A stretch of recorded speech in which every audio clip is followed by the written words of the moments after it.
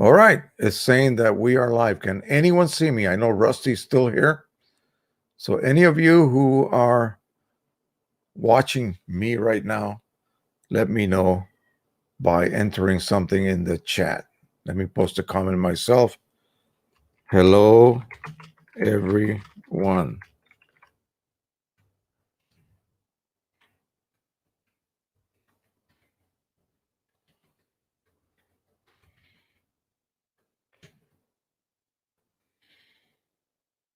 All righty. So Rusty sees me, and I just posted something myself. Awesome. This is a lot better. I actually see myself in perfect synchronization. I mean, come on. This is awesome. So I think we're going to stick with this from the time being. Now, I got to play around with the camera adjustments so that you don't see this whole spans, although this looks kind of nice. It actually looks even better than OBS. Booyah. Yes, Charles Rio says booyah. All right. This is better. I don't know why I didn't do this earlier. Now, I got to figure out a way to, by the way, everybody hears me clearly enough. I mean, I'm not looking for perfection here, but close enough, you know. The beauty about this, and I got to figure out a way to, I'll learn how to do this a bit later, is to be able to bring people into the panel. Say, for instance, if someone has a camera and a microphone, I can provide them with a link that they can then open up, and it'll walk you through a series of steps, just like I just did, and join the panel. Then you'll show up here on my screen, and I can put you side by side. My little screen will go over to the left, and yours will go over to the right, and we can have an actual conversation face to face. And that would be awesome. I want to try that someday. The only thing that's bad is that I'm looking at myself. I should be looking at the camera. All right, so let's see if we get anyone else here. Come on, folks, join in, because we're going to have some discussions now that we have been able to get this squared away. That's it. I'm going to keep OBS only for when I do my tutorials using the computer screen. It works pretty good for that, but not for live streaming. I mean, it's just, for me, it's been kind of a total failure. And hopefully this will be a higher quality broadcast from now on. I guess not too many other people decided to join in here. Let me go ahead and before I get too carried away, let me see how this looks on YouTube. Let me see if it's even available. So here we are.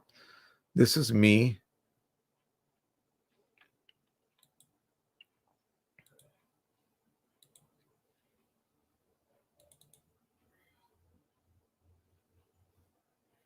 Okay. I just saw myself on my video folder.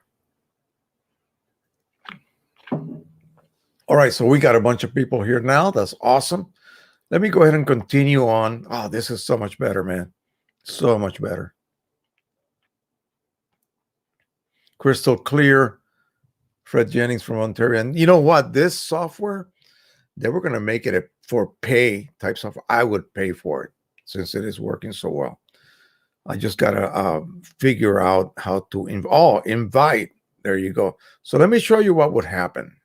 If I invite somebody, all I would do is this. So copy to clipboard, and I would go ahead and post a link like that.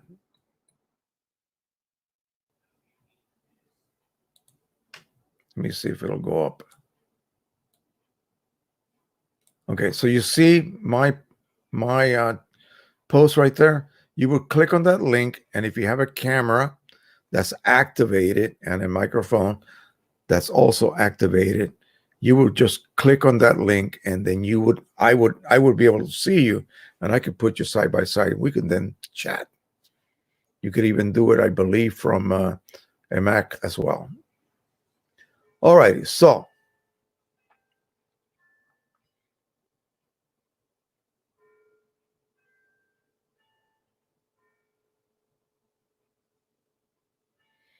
CSX, what is it? Lab. Your browser doesn't support StreamYard's technology. Please visit this page on your laptop, desktop with one of these browsers. Huh? Of course it supports it. I'm doing it right now. Now, if someone else is trying to jump in, then yeah, you may be getting that. I don't know. So anyway, let's go ahead and discuss something here so that we got an hour to go here. I love this one. I get this all the time. Listen, I'm trying to get into photo printing. What do I get? What should I buy? And I think, okay, well, of course, you need a printer, right? But you need all kinds of other things too. And that's where it gets complicated.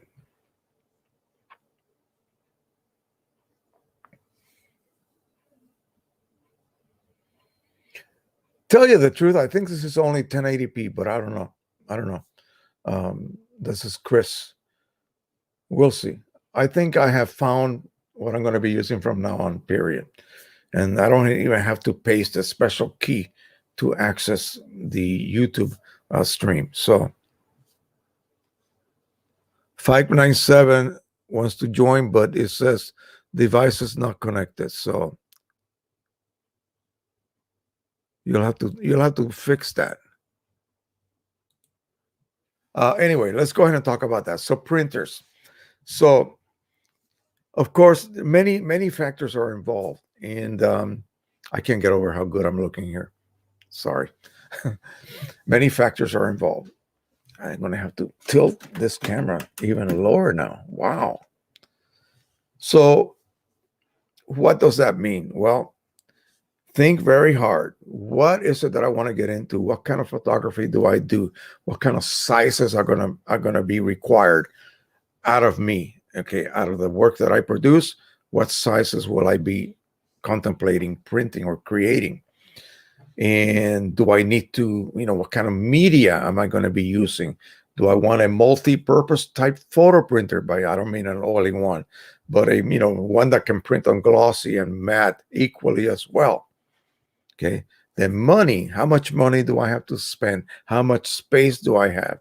How much is required of me to maintain this gorgeous girl I just brought into my shop? The printer. Pro 1000 is the most gorgeous one, by the way. Yeah, so you see what I'm saying.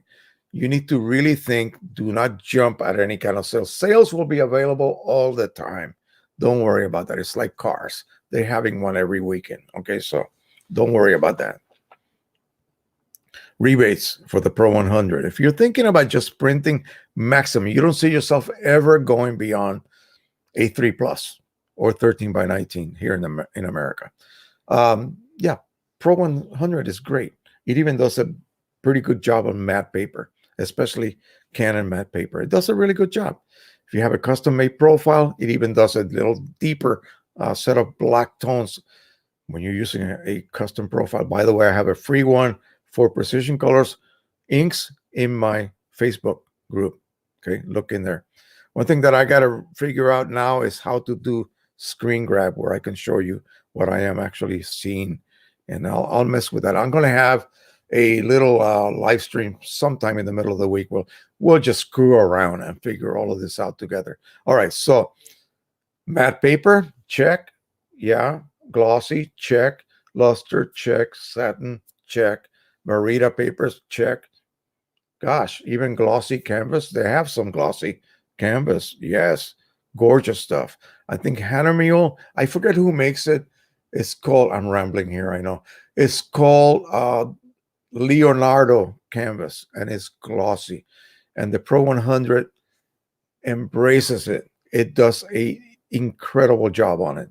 Okay, so gee, the Pro 100 is sounding really good, isn't it? Yeah, Pro 100 is a hell of a printer, and you can just fill it yourself with Precision Colors inks. Yep. Let me see how these prints look on here.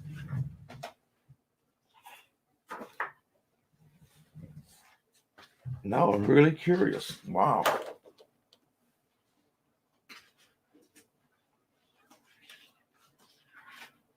All right, so we have, just so you guys know, oh, yeah, I'm going to have to rearrange these later. Here, Precision Colors Signature Edition and new cyan ink. Even my auto is working. Wow. All right, so how does that differ from OEM? Man, I can back up now and really show you guys. Jeez. I can't believe I've waited this long. Look at that.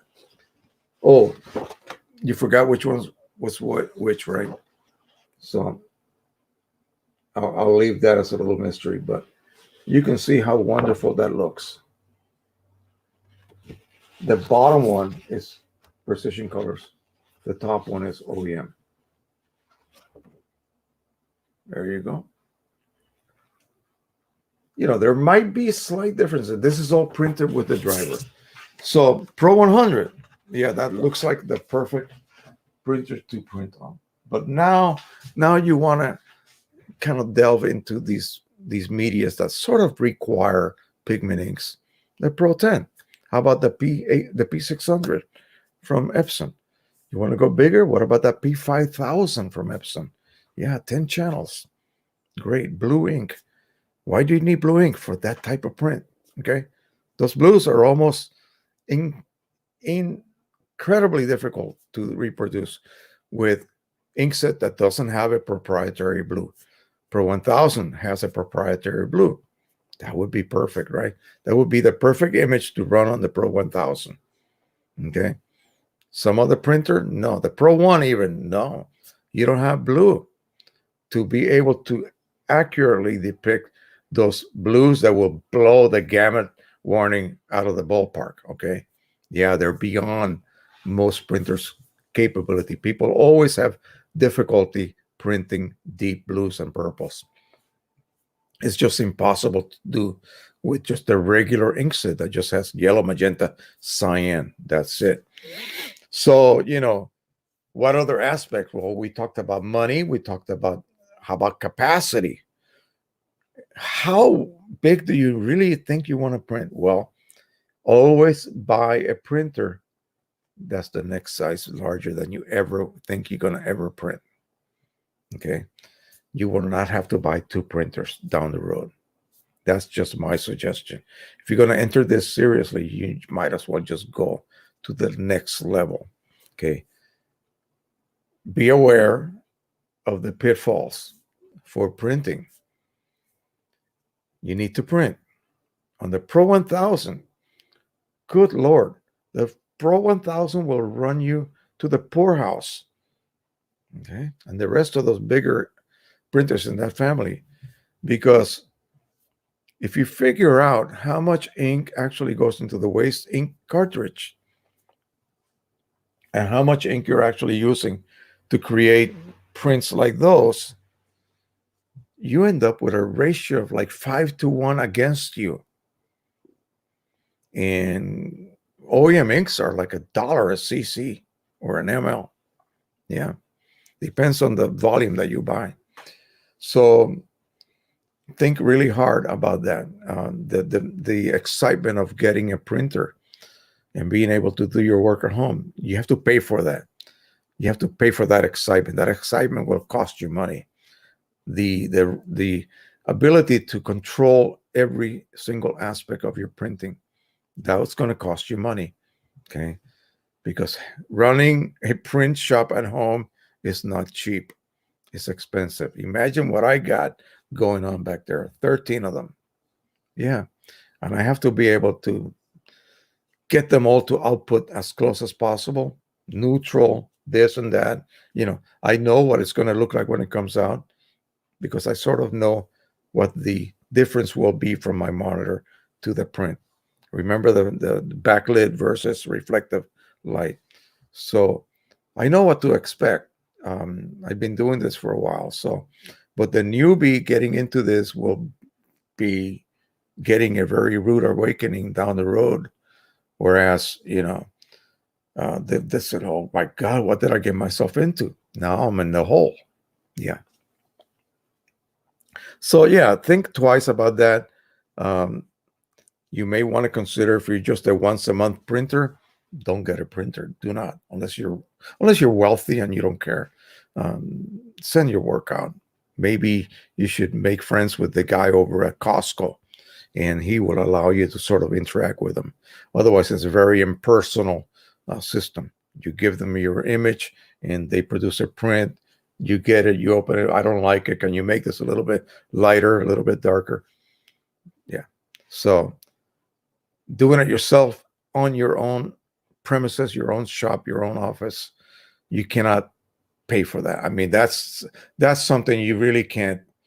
It's beyond any money I have to spend. That privilege, if you will, of having full control. You are controlling everything from start to finish. And if you don't like the way it looks, even though it might match your monitor, you can come back and re-edit that image. And within 10 minutes, you got a new result. Yeah, you can't beat that. There's nothing that beats that, but it's going to cost you money. It's going to cost you because printers require maintenance, whether it's a Epson that never asks you for an auto, you know, cleaning cycle unless you don't print for 2 months. A Canon printer will. A Canon printer is going to force that on you. So your cost per print, when you consider, say, a month's worth of printing, whether you print it or not, you will have wasted a lot of ink. I wish they would come up with a big old cartridge that sits on the side of the printer, and that's what actually activates it. And then you would just need a very minor flushing out of that solution by your ink. So you would clean your printhead with some cheaper, lower cost, very effective cleaner. And then after that is done, you would flush out that liquid with some real ink, but it will not be to the extent that you're normally, using.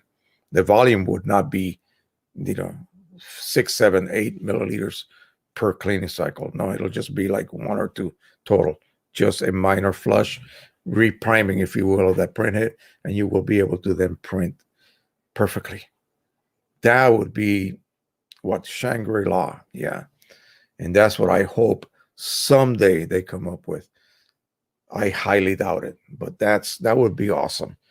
All right. So now we have a different format here. So there's no way that I can show you what I am seeing here, but nevertheless.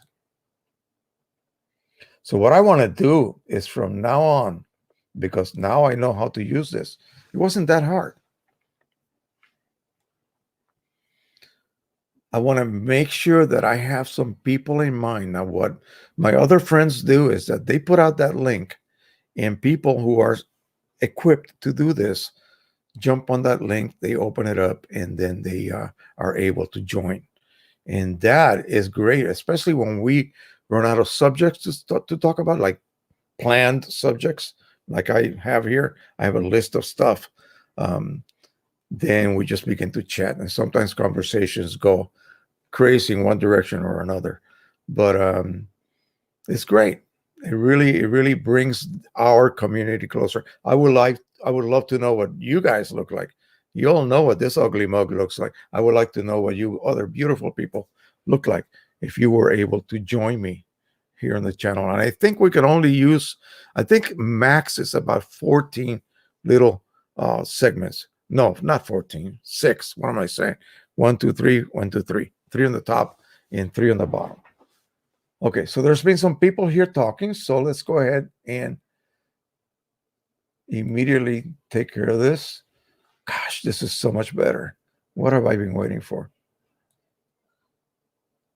I feel like deleting all my old live streams. Wow. That would not be smart. The only thing that you can't do is when you hover over one of the chat posts, it disappears, and then I could show it to you guys. Like, watch. I'm going to go ahead and go all the way to the bottom.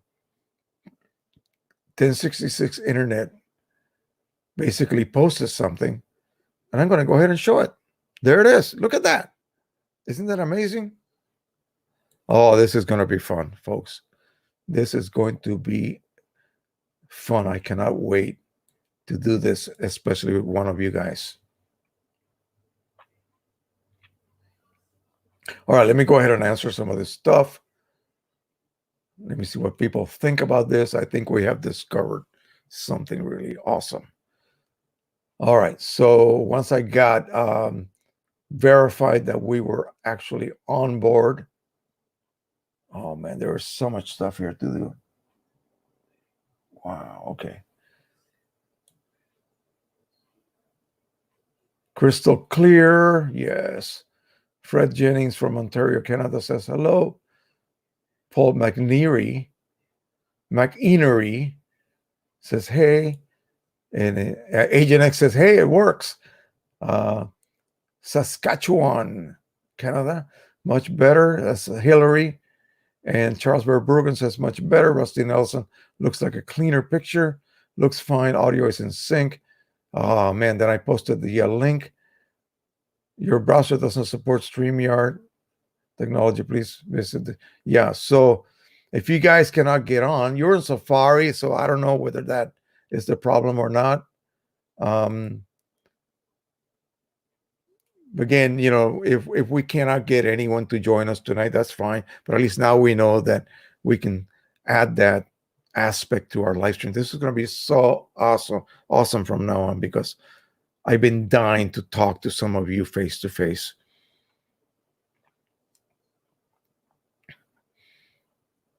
All right, so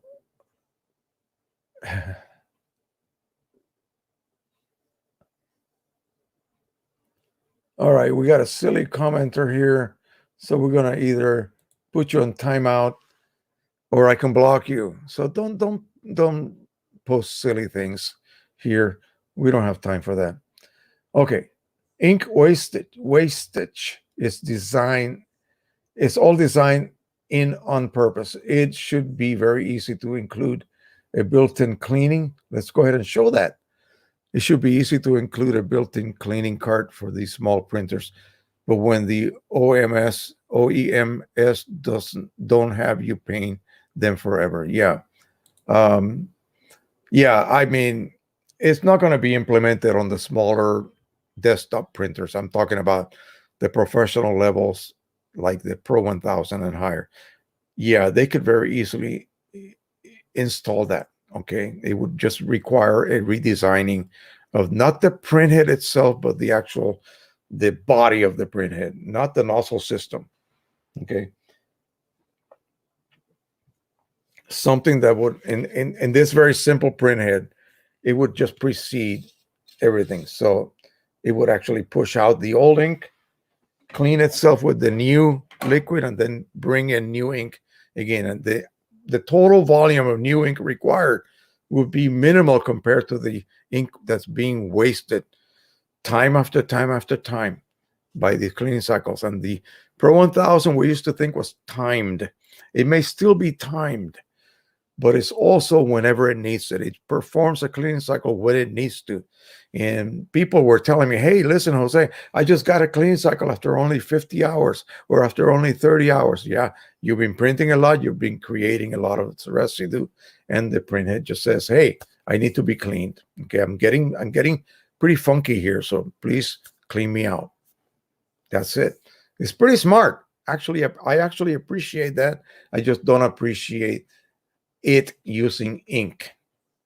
That makes zero sense. It should not be that way.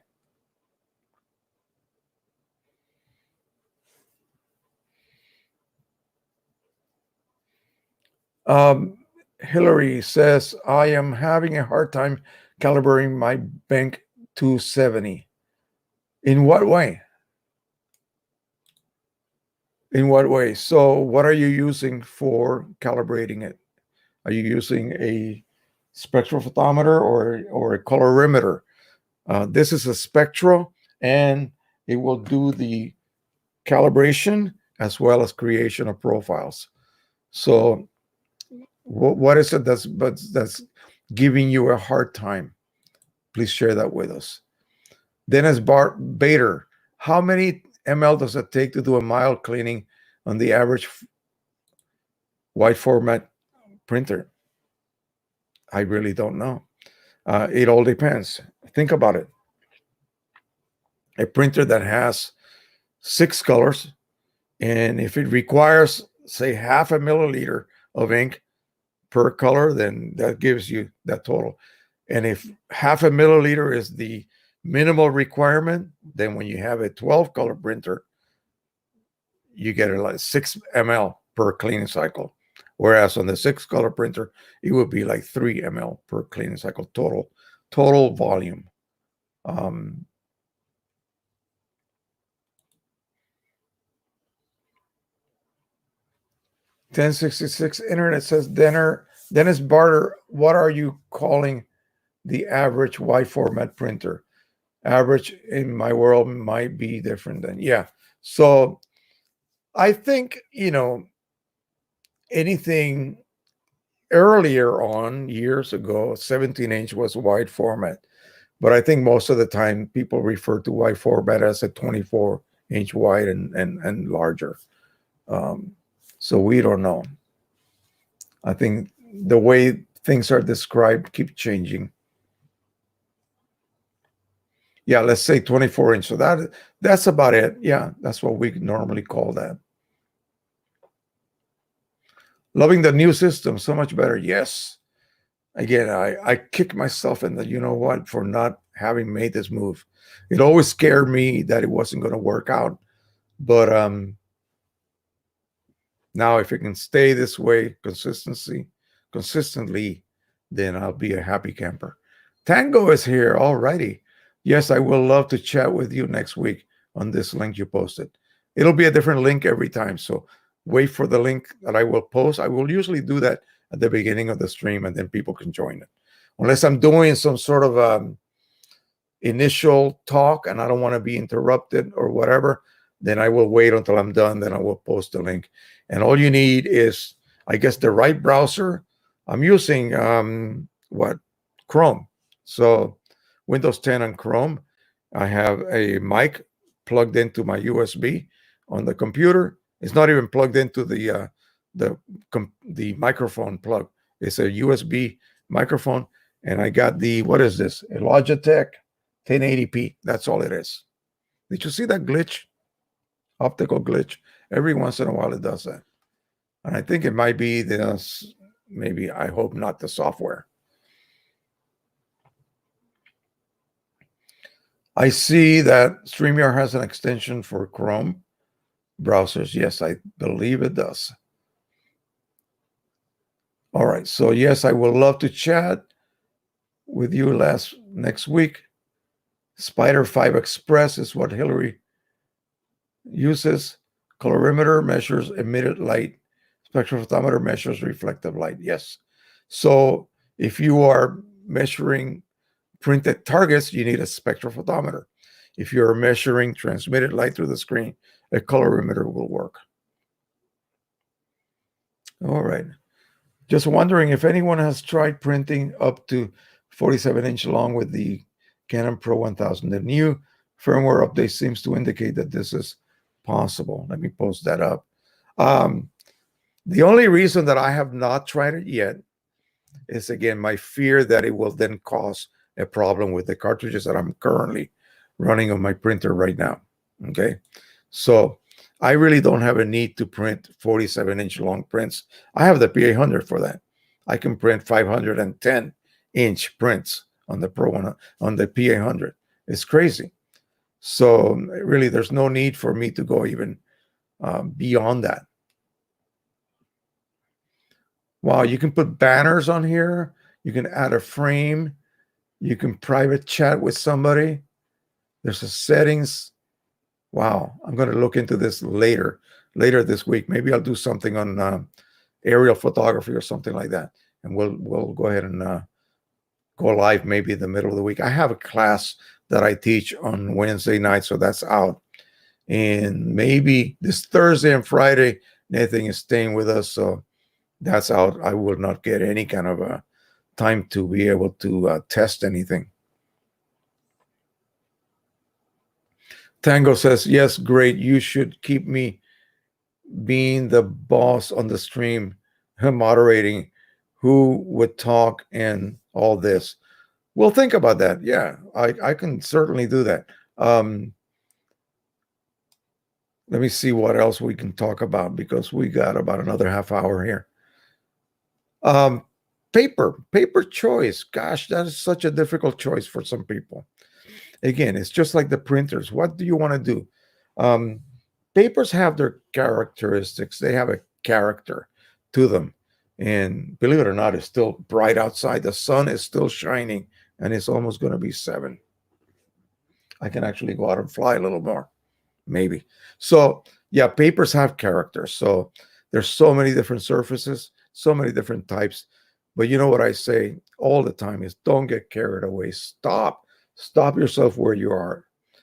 Learn how to use a common paper like Pro Luster. Any other? There, it glitched again. Did you guys see that? I don't know what that's about. So far, that's the only negative aspect of this. And I don't know whether you guys are seeing that or I am seeing it. Anyway, so something glossy, very glossy paper. There are levels of gloss. There are such glossy papers that are like water, like epoxy, covered table. I mean, liquid looking. And then there are some glossies that are not so glossy. There are some glossies that are cool paper base, medium neutral white paper base, and then a bright super white paper base, and maybe a warm looking paper base, and they will all have a glossy surface. So there's many different varieties within the glossy family. Then you have your luster papers, and they come in a multiplicity of surfaces and textures. And then you have your matte papers, and then you have your art papers, and then you have your are you kidding me? There's so many different types of papers. So are you having magenta problems? Don't even consider getting papers yet. Solve that first. Okay. Work toward a neutral result 100% of the time. If it's too light, if it's too dark, yeah, that's your monitor. It's too bright or too dark, and you're editing accordingly. When your image comes out correct, that standard image, and then you match that monitor so that it matches that output that the printer produced, just letting the driver control color, okay, and using a matched paper for Canon or Epson, not some other paper that's not matched. A paper that has a name that you can find on the drop-down menu. That's what you want to use. And then it'll come out near perfect. You then recalibrate your monitor using one of these instruments here so that it matches that output. Now you have then synchronized both of them. What can go wrong? Well, you can go wrong. This system now is linked. It is not wrong. It is now correct.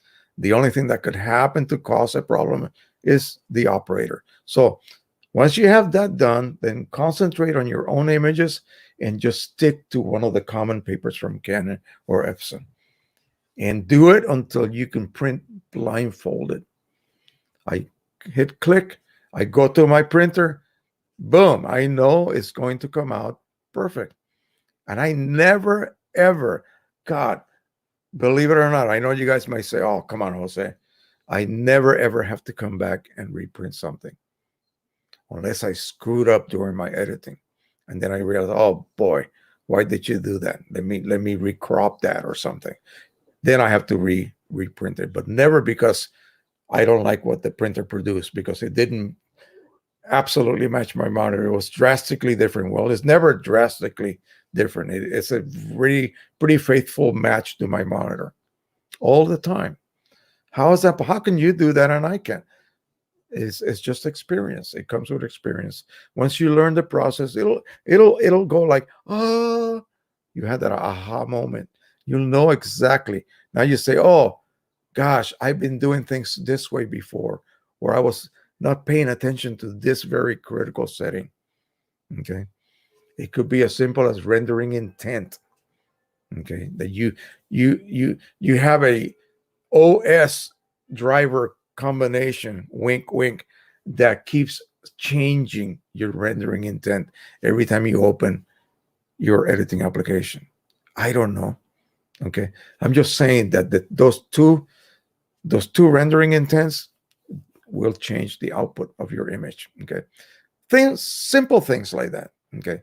So nail it down. And then once you nail down printing on common paper, then download, not download, but or, I wish I could download, order some sample packs from all your favorite manufacturers out there, and then experiment. Now you know what you're doing. Now you can go ahead and start exploring unknown pathways. Yes. Okay. Don't go hiking someplace you've never hiked before.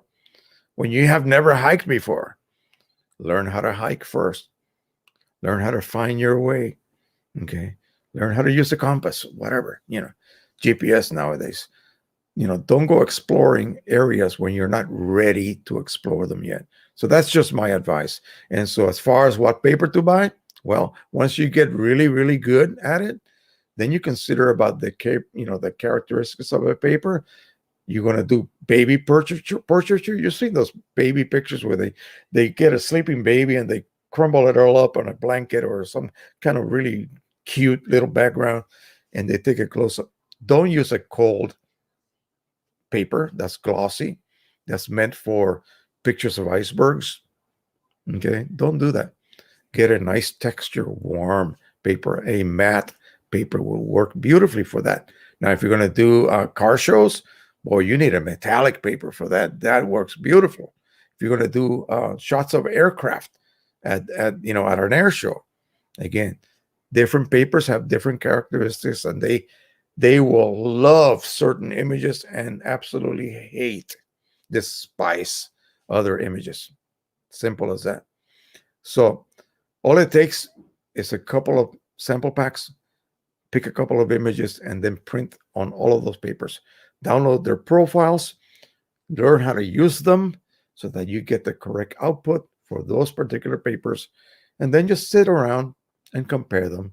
Have your wife, your friends, your cousin, your aunt, your uncle come over here and start looking at your prints and tell them, frankly, hey, what do you like? This person will like this one. This person will not like that one. This person will like this one. This person will not like that one. It's gonna be crazy. So even though it is a fun exercise, you know who counts? The only one that counts is you, not your cousin, your uncle, your aunt, your grandpa, your grandma. No, only you. It's what you consider the best combination. For the types of images that I produce, this paper just works beautifully. I love it. That's all it takes. You show your excitement to other people. Other people will begin to see through your own eyes. Oh, I see what Jose is trying to do here. Yeah, I agree. That paper and image combination is perfect.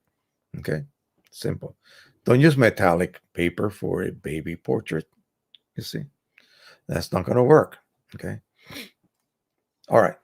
I wish I could make these posts larger. That would be perfect if I could do that. Control key and rotate the wheel. Perfect. Now I can see. Awesome. Holy cow. I am discovering even more stuff as we go along. Yeah, that allows me to increase the size of the text just like you do on any browser. And I think we are on a browser anyway. We are using a browser. So that should have been an instant idea. He says it's worth the glitch for the other improvements. Yeah, okay. So long as you guys don't mind. CSX Lab, does anyone use the ISO or ASO and Canon color matching feature? I could not answer. I don't even know what that is, the ISO and color matching feature. Agent Access monitor calibration is I only use ISO monitors that have closed loop calibration built in. Calibrating to 5500 white point and 90 CDMD, CDM2, and minimal black level. I have no issues with color matching. Great. Rusty Nelson says, sorry to say goodbye. Glad you got it working. By the way, I'm doing some testing on the bank SW321C and having some calibration problems working with the beta driver right now. Okay, let's see. I use a Spider 5 Spectral for paper profiles. As long as your papers with a Spectral, you can print on anything successfully. We have Art Women Photography here coming in at the very end. I hope he's probably very busy photographing gorgeous women. So that's good. Can anyone recommend Pro 100 paper profile for using Epson watercolor radiant white paper? That's a good one. I don't know what equivalent you could possibly use that's made for a Canon. The only thing I can tell you is custom profiling. That will solve it immediately. It would work beautifully. Although remember that you're dealing with a dye ink printer and you're working with a matte paper. Basically what it is matte. And so your blacks are never going to be the same unless you make a custom profile. That will always extend that range of tones. Because remember, I call them generic profiles, but the actual profiles that Canon gives you or a manufacturer of any paper gives you are meant to work on every single Pro 100. And every single Pro 100 outputs slightly differently, you see? So they have to sort of compress the range of the profile so that it can fit a particular Pro 100 that can only print this range and a particular Pro 100 that can print this range, you see, and everything in between. So by making your own custom profile, you will always get the maximum possibility out of your printer and paper and ink. People don't get that, but it's absolutely true. A custom profile made by you with a good system will always outperform that generic profile that is meant to work with every Pro 1000, every P800, every Pro 10, every Pro 100, every, name them all, P600, P400. Custom is always better. Okay, let's see.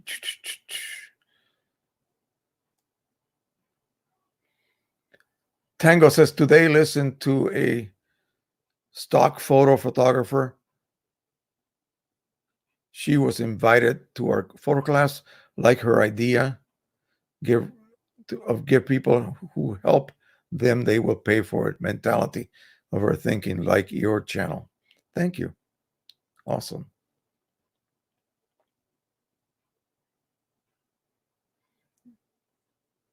Alrighty.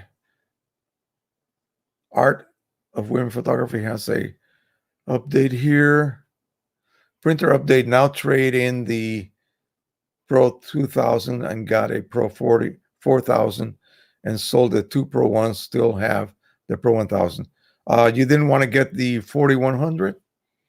I've heard that it has some really good features for production work. Tile PT says, hi. Agent X says, Jose will sell you nice custom paper.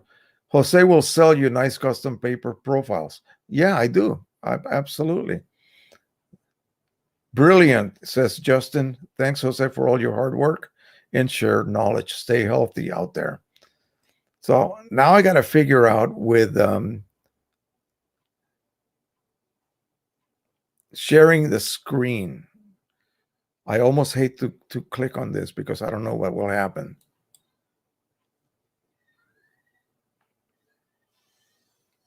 It's easiest with two monitors. Oh boy, yeah. Some screens let you share audio. Look for the share audio. I'll play with that a little bit later, not tonight. I don't want to break what's not broken, if you will. So, so he did mean the 4100 Art of Women Photography. That's great. Yeah, that's an awesome printer. I wish I had the room for that, or the need for that. I really do not. To me, 24 by anything is about as big as I want to go. So the 2000 would be, if I had to get rid of some printers to make room for it, that would be the size that I would get, and it would be the 2100. Basically, the prices are the same. I mean, they really didn't increase their prices too much. Um, anyway, let's see what else we got here. We talked about banding earlier already, so that's good. How about buying a used printer? I knew I was going to make a video, very explicit video on that subject. And the person who was here earlier who bought a Pro 1000 used, let me give you his story. So I think he found it on Craigslist or maybe through a studio or whatever. He drove to that location about 120 miles. And I think it was here in Virginia, I want to say. And so he asked me, like, what should I test before I take it home, before I actually, give away some of my money and take that sucker home. So had he been able to, I would have said, of course, run a nozzle check, run a couple of prints, do a black and white image to see if it's neutral, blah, blah, blah, blah. But no, when he got there, he was turned off, powered off, and ready to ship. Now, here's the catch. The Pro 1000 and all those other printers cannot really be moved around. You cannot tilt them out of a certain level of alignment. So if you're going to officially do this and you're going to have UPS ship it to a service center, you have to empty the printer out of all the ink. And there's a service operation that you run. It will do that. You will require like 2 to 3 maintenance cartridges, maybe not that many. It depends on the printer and the volume of ink stored within it. But you still have to sort of empty it.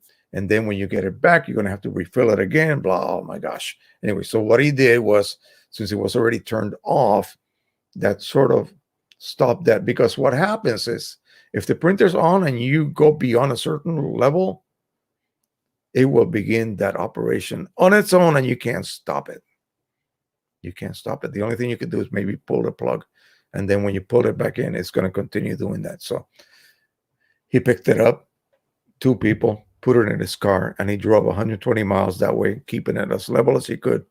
Again, he had help bringing it in. He's got it on a cart with wheels, and he was able to turn it on. Now, the one thing you got to remember is that underneath the Pro 1000, there is a lever that actually will depress when you put it on a table, and that will determine sort of at what angle that point of the printer is sitting at. Okay. You want a table that is nice and level. So make sure of that before you put down a Pro 1000. He took it home, set it up, plugged it in, boom. Everything was fine. It ran a cleaning cycle. It did about a 5-minute ink agitation process. What printer does that? Pro 1000 does that. Gosh, So there you go. And once it did that, it did a cleaning. He ran a nozzle check. It was perfect. And I guess after that, he did a head alignment and possibly a paper calibration. So what do you look for? Well, if you're buying blindly on eBay, then you could get a brick arrive at your house. Or you could get lucky. Most of my Epson printers have been bought that way, okay? Where I was like crossing fingers, gee, I hope this is not going to be a brick. Yeah. Or Craigslist. So if you go to Craigslist and you find a local seller, inspect that box that is sealed really well. Open it on the spot to make sure that it is indeed untampered, and then pass the money over and take it home. It should be fine. The only problem with this is that I don't think you can get a warranty for printers bought off the trunk or boot of a car at a local Safeway parking lot, So be very, very careful about that. But yeah, I mean, unless somebody is a total crook and trying to sell you something that clearly is not working, when you buy used, it's as is. So whatever condition the printer is in, that's why it is being sold maybe to you. Maybe the person gave up on it and then he kind of hid that in the description. Some eBay sellers will give you a return, but some of them say no returns. There are no returns, and you're stuck with it. So be very careful. Are there any more questions here anyone would like to ask me? Justin says, brilliant. Thanks, Jose, for your hard work. Share knowledge and stay healthy. I'll try. I will try to stay as healthy as I can. So go ahead and ask anything you want. I'm going to go ahead and experiment later on and see how I can show you like a screenshot, or maybe if I want to show you one of my videos or anything of the sort. Okay, so Agent X says, I just bought an Epson R2400 on Craigslist. Let me go ahead and post that. That had a clogged head for $50. Pulled the head, cleaned it. You pulled the head on a Epson printer? Wow, you're way ahead of me. That's more than I would ever even, have the nerve to do. He cleaned it, flushed it to replace the funk head with an original. Oh, wait a minute. Pulled the head, cleaned it, and flushed it to replace the funk head of my original R2400. Oh, okay. There is no new R2400 printers any available. Yeah, that's for sure. That is for sure. Okay, now I got to find your post and put it back. This is wonderful, the way you can post anybody's reply. Tile PT says, I'm still in box wondering if I spend the extra money and switch for a Pro 10 or not. How is your experience with the Pro 100 and fine art papers like Hahnemuhle, PhotoRag, or PhotoSpeed? I don't use PhotoSpeed, but I have used Hahnemuhle, and it works fine. I mean, if the paper is a matte paper with no sheen to it, Pro 100 may not be the best choice. A Pro 10 probably will be the best choice. But remember, unless you do that hack I told you guys about, where you take a photo black cartridge and actually put matte black ink in it, you will have to use the fine art setting, and that will force that wide 30 millimeter border on the leading and the trailing edge. That only makes sense if you're going to say, for instance, you print on a letter size, you're only going to get like an 8x8 out of it, really, because of those wide borders, leading and trailing edges. It's crazy. Just bought a Canon Pro 100 to start my print journey. But the moment I arrived home, I started wondering if I shouldn't have got the Pro 10. I'm concerning about black and whites and fine art. Well, the Pro, I don't know what you're concerned about. The Pro 100. You saw this is all Pro 100. Pro 100. I don't know what this is looking like here, but I know it looks a little magenta on my screen, but this is perfectly neutral the way I look at it here. It is perfectly neutral. Pro 100 has two grays, my friend, and a black. It produces beautiful, beautiful monochrome. All you have to do is maybe create a profile for a particular paper to just really nail it down even more. It's wonderful. There's nothing bad about it at all. He also says it's still in the box. No, set it up and enjoy it. You will not regret it. And then when you realize that inks may be a little bit too costly, go ahead and consider Precision Colors inks. The signature edition ink set is wonderful for it. I made those with that ink set. You cannot tell the difference between two prints. Okay, that's how good it is. And that was just with the driver. The driver is color matching ICM, and you just choose photo paper luster. Boom. Pro luster. What happens when a printer is out of level? Well, it depends on what printer. A regular printer, nothing happens. Okay. I've had a 3880 delivered to me vertically, and it was fine. The Pro 1000, however, because the internal compartments are vented to the atmosphere, they cannot be tilted beyond a certain level. They'll start leaking. And so if the printer is on, it will trigger the exodus of all that ink. Okay. You better be ready for that. So you cannot tilt it while it is on. Even when it is off, it'll just leak. So, but it will not go crazy on you, emptying itself out.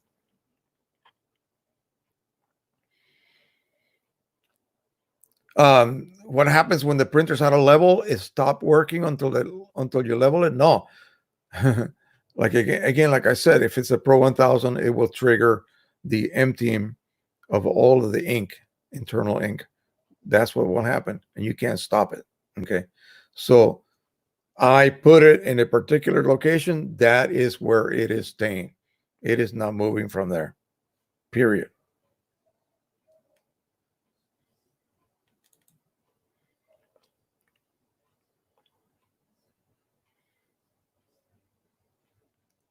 Michael Lavelle says, I really value your advice and enjoy your show. Thank you.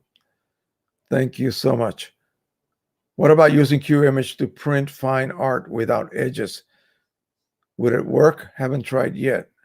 Pro 100, sure, it'll work on standard size papers.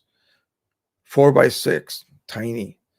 5x7, okay? Not 4x5, 5x7, 8x10, 8.5 by 11 inches, and 13 by 19. Those are the standard sizes. I don't know whether 11 by 17 is one, but I think 11 is the problem. The width is the problem. So those are the sizes. So yeah, you can print edge to edge. That's called borderless. It will create overspray, and so that is really not good for the interior of any printer.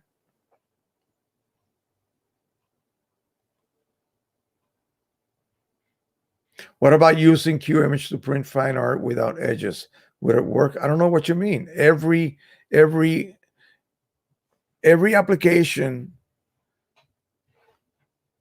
whatever you use, has nothing to do with what the driver expects or the driver will do. It is the driver that is keeping you from doing 11 by 14, for instance, edge to edge. Any application can create an image, and then you could, if it's the right format, in other words, for an image to be able to be printed edge to edge with a little bit extra, expansion, it would have to be the same ratio as the paper you're using.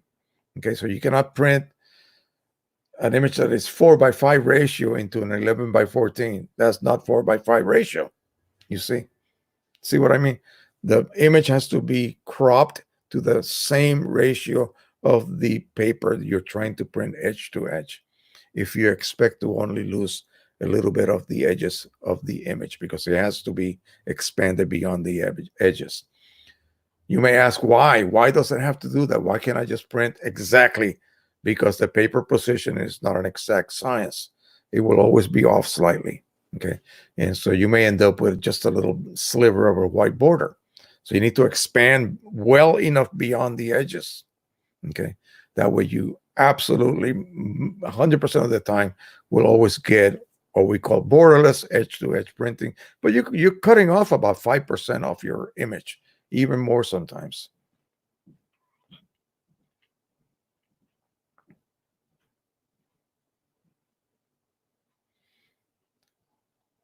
Tile PT says, thank you for the input. Really appreciate it. I will be sure to try Precision Colors inks, but I live in Europe, so have to get a friend to bring them to me or something. Yeah, and using a drop ship system is expensive. If you buy something that's $30, it's like $30 to ship it to you, so it just doubles the price. Very difficult. You could try octoink.co.uk.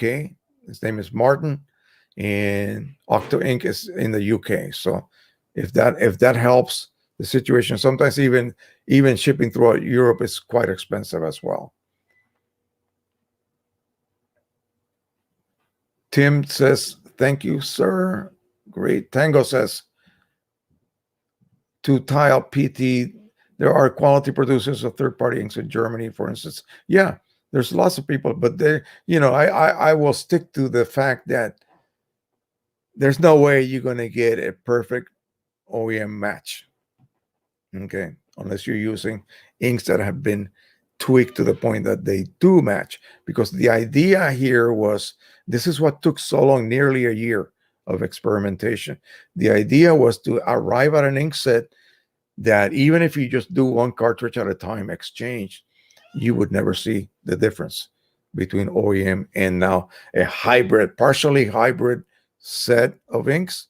Maybe, you know, 6 were OEM and the other 2 PC, and then, you know, 5 OEM and the other 3, and so on until you're fully running on PC. You should not see the difference. He did not want to see anybody complain about a transitional difference between going from OEM to his inks. You will see the difference with other inks, and you have to accept that. And that can be solved through profiling.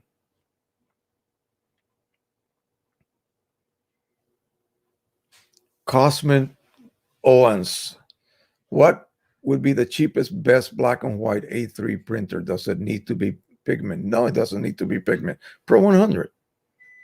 Pro 100. Looking at the Pro 10 or the Sure Color P600 Epson. Either one. Either one. But that takes you to the pigment realm. If you want dye, and you don't mind dye, Canon OEM inks will last 100 years. That will outlive any of us. But again, if you want pigment, the Canon Pro 10, and like you said, the P600, that's A3 plus, perfect. What is the longevity of precision colors like, and have you noticed any color fade over time? I still have. This August, I will have 1 year on a set of test prints that are on my east-facing wall that faces the side door with a big window. I have yet to see any difference between OEM and PC on cheap Pro Luster paper. Now, that's not saying that you're not going to see any fading. It just depends on your conditions. I apparently do not have any ozone here, so there's not going to be any kind of oxidation of my images. That's what happens because the inks are made from organic dyes, and they get oxidized by the ozone in our atmosphere. So if you have a very low ozone, it's not so much about UV.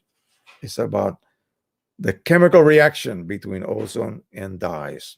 Okay, doesn't affect pigment inks, just dyes. So Pro 100 inks, they're synthetic. They will not be affected by that. So that's why they last so long. So how fast will a PC ink fade? Well, if my OEM print fades in 10 years, begins to fade in 10 years, my PC will begin to fade in 1 year, 10 to 1. Yeah. That's why you're paying so cheap, so little money. And you can print without having to worry about ink. So you want longer life? Spray your prints. Just seal them. It's the gas penetrating the surface, the coating with the ink in it, that's causing this. So if you seal it, you increase the life tenfold, maybe. It's as simple as that.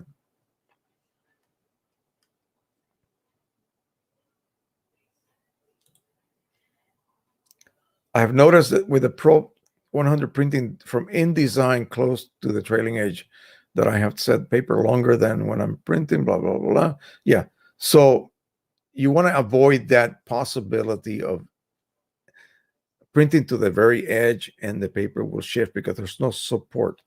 So use a longer piece of paper, but fool it into thinking that it's a shorter piece of paper. You will not have any problems. Also, printing on something like Adobe InDesign, that is a graphic arts design software. It is not a color managed software like you would use for continuous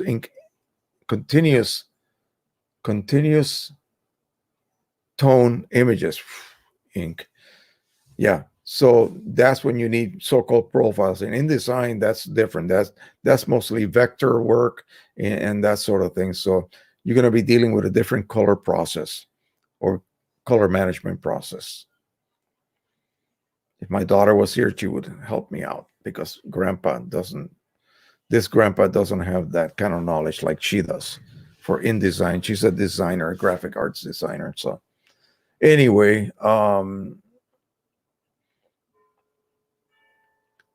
Slightwork says, hi, I just filled all my cards with PC. Let me put it over here. I'm loving this. PC on my Pixma Pro 100. I printed 12 13 by 19s. They look great, but now a few colors are already low. Does that sound about right? Yeah, that's it. You only have, listen.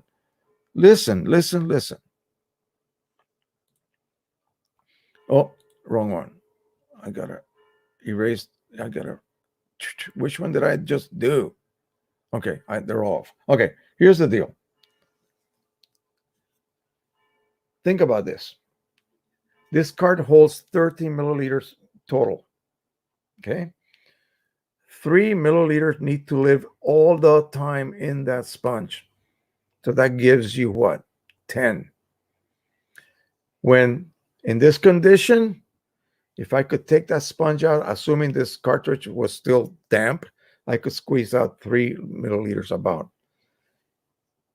When it is saturated just before the low warning, I have about 5 milliliters in here. That gives me what? About 8 here, maybe even less. Okay. When it hits low, you've only used up about 7 ml of color. That's about right. It takes about 2 to 3 milliliters to print a print that large total. So you have 8 times, and you're only using about 8 out of each cartridge.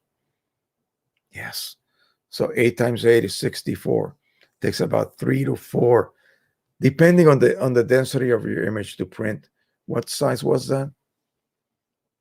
A3?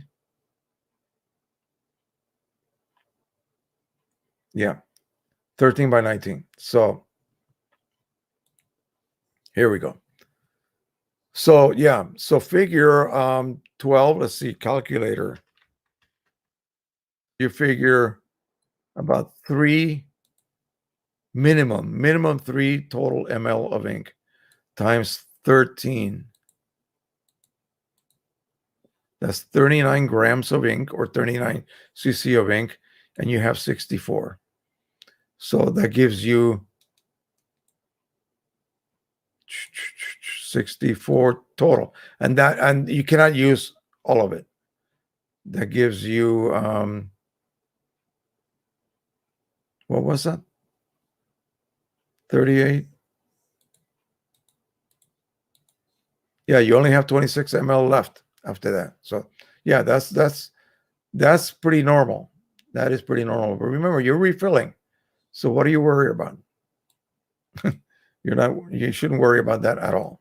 So just go ahead and reset them. Have you already modified them and reset them and top them off and continue printing? Continue enjoying the fact that you can print so cheap. Yeah, and if you need to preserve those prints for longer lifespan, spray them.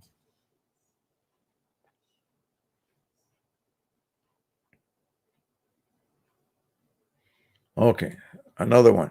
Thank you, sir. Cosman says, I have no problem with dye. Maybe I'm a bit confused. I think I may think that pigment is better on matte, which I don't know why. I think it's a black and white choice or something. Well, the difference between pigment ink printed, what are we talking about here?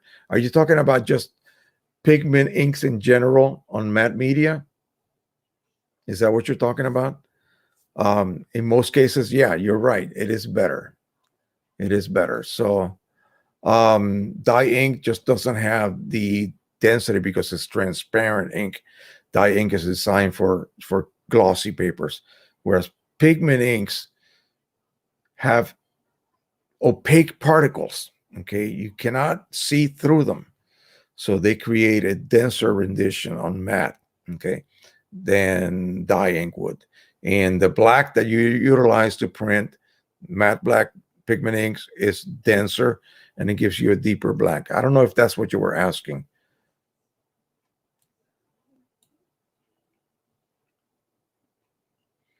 InDesign is a totally color managed workflow. Acts the same as Photoshop with profile rendering 10. Okay, I stand corrected. That's fine. I did not know that. I thought maybe because it was more vector rather than raster, than rather than a raster based type program, that it would be different. I think InDesign is for making layouts. If I know I'm thinking of Illustrator. I apologize. InDesign is more of a layout type, like if you're going to lay a magazine cover or something like that. Tango, TLPT says Tango. Thanks. We'll give a look. 1066 says, oh, to 1066. That sucks. I would order PC right now if they could send it here. Yeah, that's the problem. He used to be able to ship overseas, but he stopped doing it. Too many hassles. You guys immediately will say, "Oh, well, why don't you just use DSL?"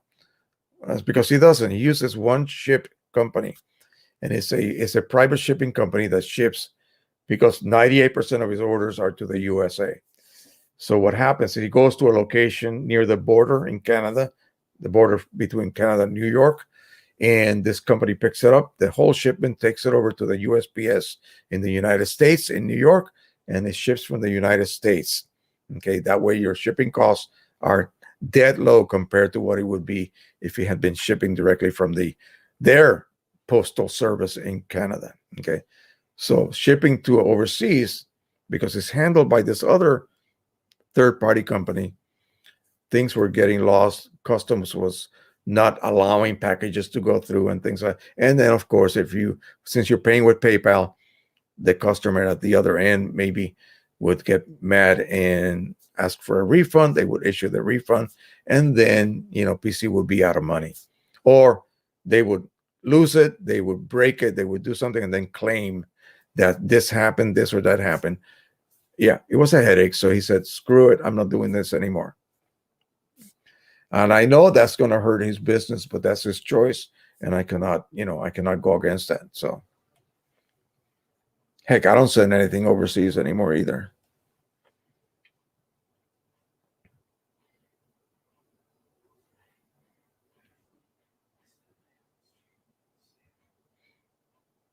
All right. Agent X says, I use all my paper profiles for both printers with ID. Well, with InDesign, just turn off the all ICM in the driver and let ID handle the color rendering. Okay, that's good. I'm glad to hear that. I bought the whole, I rent the whole suite, so I might go ahead and install InDesign and just try a little layout work. I would like to do that. I would like to explore that field. Slightwork says, all modified and topped off. I'm loving being able to print so affordably. Your videos are great. Thank you. Yeah, you can't beat it. You just can't beat it. And the results you saw, they're identical. If you're getting different results, you're doing something wrong. Believe me, they are identical. And even his previous ink set had to be profiled because it wasn't perfect. He also provides you with his own profiles just to ensure that you're getting, really optimal rendering of your colors. Cosman Dance says, yeah, I got trapped in the people print black and white or matte. Yeah. InDesign is a desktop publishing app. Yes, now I know that. How do Octo inks compare to PC inks? Yeah, Octo inks come from Image Specialist. It's just the generic set for the Pro 100, the Pro 10, whatever the printer that they make inks for. PC set is tweaked. It has been custom tweaked. Their generic sets are good enough. Okay, you may need a profile. Most people will not see anything wrong. But when you make direct comparisons, you may see slight differences. I don't see that because he has had the lab, that same lab, working directly with him to produce a more matched set. It costs more money, okay? Because they cannot do like full-blown production. He's a small guy, okay? Whereas Image Specialist sells inks to everybody, okay? So that's the difference. Generic, good. Tweaked, better. Okay. It's like 10 pianos and they're sort of tuned. And then you send one to a master tuner and he perfects it. That's it. They are all outputting correctly. You don't hear anything wrong. But when you hit the middle C from one piano and the middle C from another piano, they may be slightly off. That's when you hear it. You see what I'm saying? That's like calibration of your Pro 1000 internally.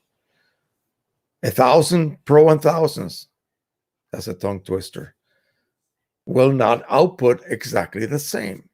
So you internally calibrate them so that they do output exactly the same. That's the reason. The PC pigment inks for Epson at least are totally interchangeable and transparent in usage. Never needed to reprofile any of my R2400 paper profiles after switching to PC inks. So even those older inks, according to this guy. So there you go. All right. I think we've gone beyond. Wow, this is so much fun. This is working so well. I don't want to stop, but I think I better stop because I got to go eat some supper. So here's the plan. Sometime this week, I'm going to go ahead and just start one of these off the cuff. And I'm going to go ahead and try. I'm going to practice without entering live stream some of these other functions so that I can share my screen with you guys. As you see, you can see my name here. And when anyone else wants to join the panel, you'll see their name, whatever name they are using, on the space where they will have their own screen. In other words, their image as they are live with me. So let me know. Okay, let me know via email. Here's my email. I will grab you guys. I will send you guys. I'll put it right here. Not send it, but make sure I type the right one down.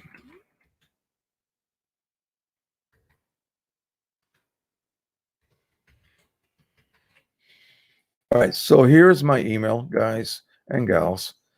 All you need is a Logitech or other kind of camera that can plug into your computer. It can be detected by StreamYard, and microphone so we can hear you. This camera has a microphone, but it's atrocious.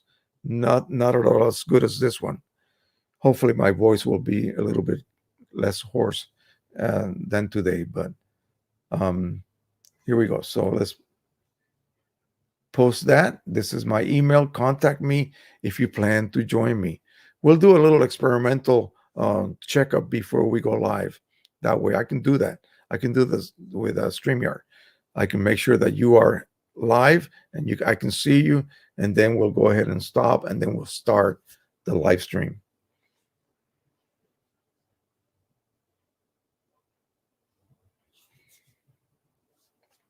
Flux Capacitor says, can others chime in on how many 13 by 19 prints they obtain from a fresh set install CLI 42s on the PC 400? You mean the Pro 400? Pro 100. I know there's a difference in resolution, etc. Okay, here's the big thing. Here's what a lot of people don't get. The first set that you install seem to be used up at the same level, but they are really not. Then you start refilling, and then you're going to start seeing the differences in levels. You really cannot say exactly how many prints you will get. Absolutely not. You can use math and say if the cartridges were used equally, and not the resolution, but the density of your images is the same. Say if you were to print lots of standard images only, that's a perfectly standard print with overall density, not high, not low, but middle ground. How many could you get out of an ink set? You will run out of ink on one of the cartridges before the others are empty, you see. The only thing you could do is come up with a mathematical formula that tells you how many milliliters of ink does it take to print a 13 by 19 standard image. And then after that, you can map out how much ink do these cartridges have. 13. You cannot use all 13. There will always be 3 left, even when it is declared empty. Okay, did you know that? Even when it's declared empty. This holds about 8 right here. Okay, so even when you run them to empty and throw them in the trash, you threw away 10 ml of ink. So you do your math. About A letter size image, standard image, will take almost edge to edge about 1.5 ml total ink. Okay, total ink, whether it has 6 colors or 12 colors, it uses about a ml and a half of ink. Then you can figure that out from there. And then you go, okay, so how much actual ink can I use out of a complete set? Remember, you're going to throw away 3 per cartridge. This has 13, so say 10. So 10 by 8, 80. Okay. And again, you're not going to be able to go until the sponge is dry. No, it won't allow you to do that. You'll kill the printhead if you do that. You see? So there's some limitations here. Everybody asks about how many prints it's a question without answers. And there's no answer that can be accurate. You get approximately this many. That's it. Okay. I hope that didn't upset you, but that's the actual truth. There is no answer to that question because it depends on the image. It depends on just so many factors. And if I print until this is low, I still have 5 ml here, but I shouldn't be printing after that. After this reaches low, if I want to be able to refill this cartridge. So there's a lot of weird factors involved in why you should do this or that. You sound like Robert Redford in the mic. I do not. I wish. Gosh. Safe 747. Hi there. I'm just starting with printing.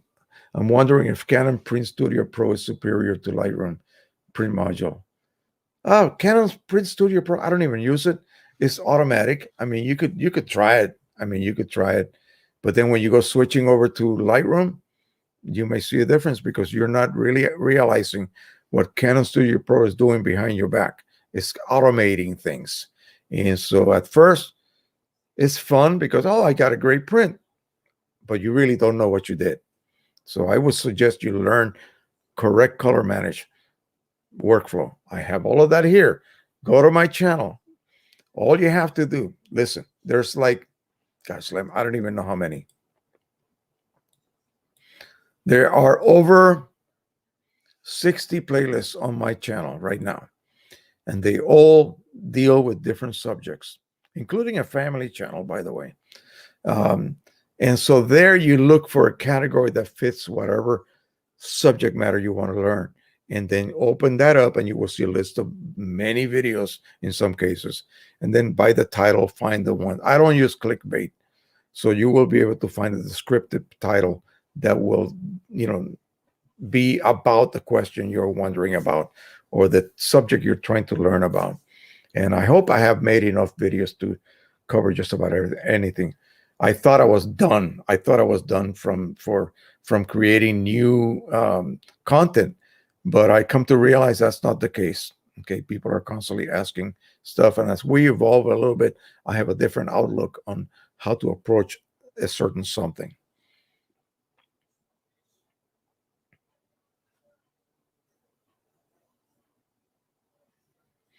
Photozen says, how long is shouting? My God, caps. How long can you stop Pro 100, Pro 1000 without damaging the printhead? You mean not use it? I'm not about to find that out. I have no idea. No idea.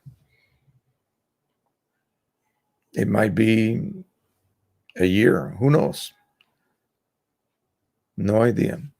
That's a pretty expensive little test to perform.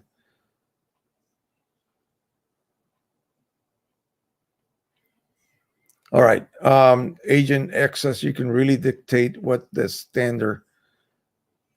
a standard image, because unless you print the exact same image all day, every day, different images will use different amounts of every color, of course. So this is a standard image.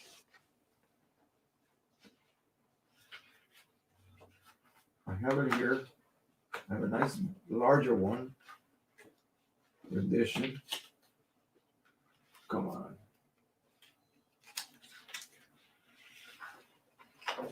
This one. This is it. This is what you should use. Notice it's not edge to edge. Okay. So in the case of that question, you would have to take that particular paper that you're wondering about, print the edge to edge. Now, in printers like the Pro 1000, you can use the accounting software, and it will tell you job by job how much ink it took to print that job. It will not include waste ink that may have been generated before printing or after printing. Pro 1000 does all kinds of little things like that that use up extra ink that is actually not used for the production of that print.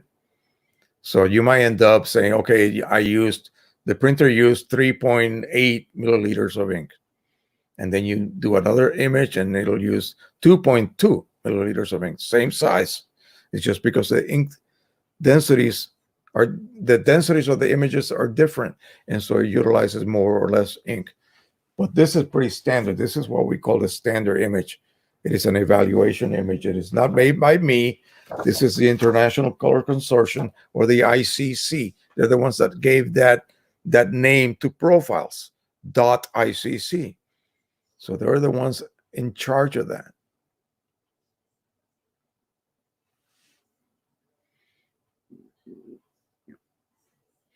Flux Capacitor says, I'll start printing in 2 weeks on my new Pro 100, an update here in the next few videos. All righty. He also says, what is that? Can't. I'll start printing. Okay. And Seth says, thank you. All righty. So I think that's it. I think this is cool. This worked out really well. I was a little bit depressed of what was going on with the other software. And like I said, I'm going to go ahead and keep it. We have 38 people here. We've been on live about an hour and a half almost. This gives you all of the indicators right here. That's awesome. Really awesome. Tango just sent an email. Armin S equals Tango. Thanks to you. Have to sleep for tomorrow. Yeah. So let's plan on next Sunday then. Same time, same channel, as I say. And I'll send an image. I'll send a link, which I generate here. I'll post it here, and anyone else that has a camera available and a microphone can join in if they choose to. As long as you're not shy to be in front of a camera, doesn't matter. All righty. So that is it for now. Thank you so much. Wow, this has been one heck of a adventure today. But I think it turned out for the better. I just saw a little glitch again, but that's nothing compared to the crap we've been going through the past several weekends. Happy printing, everybody. Join us again next time. I'm going to play some music. Let's see how this works. Let's see if this even works.